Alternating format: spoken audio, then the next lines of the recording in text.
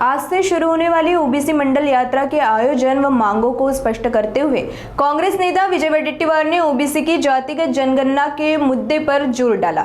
आगे वडेट्टीवार ने ओबीसी समाज की जनसंख्या के अनुसार महाज्योति योजना को 1000 कोटी निधि का प्रावधान देने की बात केंद्र सरकार से कही। साथ ही लंबित 1 लाख पदों का बैकलॉग जैसे मुद्दों की मांग भी इस यात्रा के माध्यम से रखने का विषय स्पष्ट किया। यह बयान वडेट्टीवार ने नागपुर में मीडिया से बातचीत के दौरान साझा किया। 11 जिल्ह्यामध्ये विदर्भातील मंडल यात्रेला भंडाऱ्यापासून सुरुवात होत आहे। मंडल आयोगांच्या सर्व शिफारसी लागू करून या राज्यातील आणि देशातील ओबीसीला शेतकऱ्याला न्याय मिळावा या प्रमुख मागणीसह यात्रा 11 जिल्ह्यामधून प्रवास करून चंद्रपूरला याचा समारोप होणार आहे। केंद्र सरकारकडे अनुसूचित जाती जमातीप्रमाणेच ओबीसीची जातनिहाय जनगणना करावी ही यातली प्रमुख मागणी आजच्या ओबीसीच्या आमच्या यात्रेच्या निमित्तानं आम्ही केंद्र सरकारकडे मागतो आहोत आणि यासाठीची जनजागृती आहे। केंद्र सरकारने ओबीसीसाठी स्वतंत्र मंत्रालय निर्माण केलं पाहिजे ही सुद्धा प्रमुख मागणी या ठिकाणी आहे। राज्य सरकार केवळ ओबीसीचे मतं घेऊन सत्तेवर आसन होतं, पण ओबीसीला मात्र देताना यांची दुपट्टी भूमिका राज्य सरकारची नेहमी राहिली आहे।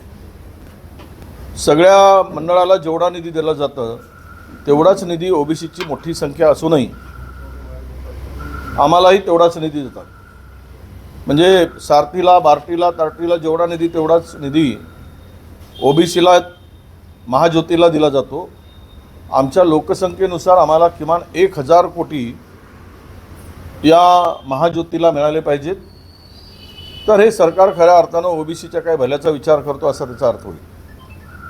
इतर बहुजन कल्याण विभागातर्फे प्रत्येक जिल्ह्यामध्ये महात्मा ज्योतिबा फुले ओबीसी भवन निर्माण करण्यासाठी सरकारने निधी दिला पाहिजे ही सुद्धा एक प्रमुख मागणी आहे। आणि यामध्ये ओबीसीचा 1 लाख पदाचा बॅकलॉग आहे, ते सरकार भरतच नाही आहे आणि त्या 1 लाख पदाचा बॅकलॉग पूर्णतः त्वरित भरावा, कारण नेहमीच महायुतीच्या सरकारकडून ओपन टू ऑल ओपन म्हणजे एखाद्या विद्यार्थ्याला जर 125 मार्क्स असतील तर तो कुठल्याही कॅटेगरीचा असो तो ओपनमध्ये आला पाहिजे, त्याच्या खालचे मग सगळे कॅटेगरीमध्ये आले पाहिजे।